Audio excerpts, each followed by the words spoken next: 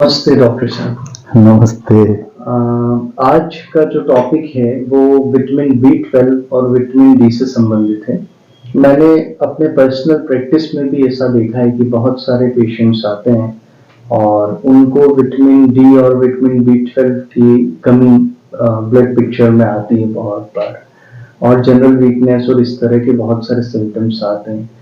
तो हमारे व्यूवर्स को बताएं कि होम्योपैथी में कौन-कौन सी दवाएं हैं जो इस कंडीशन के लिए बहुत उपयोगी है। देखिए, मैं सबसे पहले आपको बताना चाहूँगा कि विटामिन बी 12 बहुत कठिनाई से मिलता है और ऐसा माना जाता है कि केवल और केवल जैविक पदार्थों से मिलता है, अर्थात दूध, मक्खन, घी, इसके अलावा किसी वनस्पति जगत से इसको प्राप्त नहीं किया जा सकता। अगर इसको प्राप्त करना है तो हमें अंडे या इसी प्रकार की चीज़ों का उपयोग करना पड़ता है।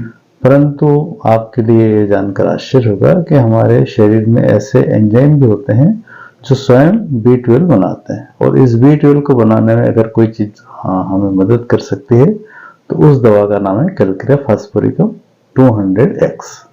इस दवा का उपयोग करने से जो बी 12 है उसको बनने में बहुत सुविधा हो जाएगी, और हमें थोड़ा कम मात्रा में भी अगर उसकी उपलब्धता होगी तो हमारे शरीर को पोषित हो जाएगा, बेनिफिट मिलेगा जी। और विटामिन डी के लिए क्या किया जाए? विटामिन डी भी जो है हमें बहुत आसानी से मिलता है। उसके लिए हमें सूर्य की रोशनी की आवश्यकता होती है, परंतु जब हम देखते हैं कि हमारी सारी स्थितियां रहती हैं, सूर्य भी रहता है, सब कुछ रहता है, उसके बाद में विटामिन डी की कमी पाई जाती है, तो उसके लिए कैल्केरिया फ्लोरिकम 6X और कैल्केरिया फास्फोरिकम 12X, इन दोनों दवाओं को अगर हम नियमित रूप से लेंगे तो बहुत जल्दी हमारे विटामिन डी की कमी दूर हो जाएगी।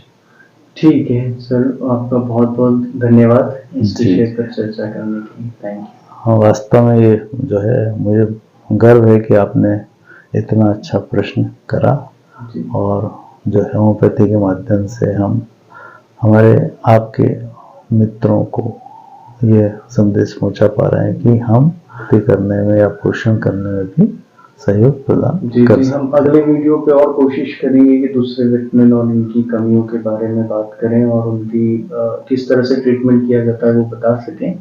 और आपको जानकर बहुत खुशी होगी, हर्ष होगा कि बहुत सारे पेशेंट्स का मतलब कॉल आता है, फीडबैक आता है कि इस तरह के चैनल में ये टॉपिक आप कवर करें, उस टॉपिक को कवर करें। तो ये पेशेंट ने मुझसे सवाल पूछा था, इसलिए मैंने आपसे सवाल पूछा। और थैंक यू सो मच हमारे साथ बने रहने के लिए। बहुत अच्छा लगा आपका प्रश्न से, अगर किसी को भी लाभ होता है तो ये हमारे लिए मानवीय सेवा से कम नहीं हुआ। धन्यवाद। नमस्ते। जय हिंद।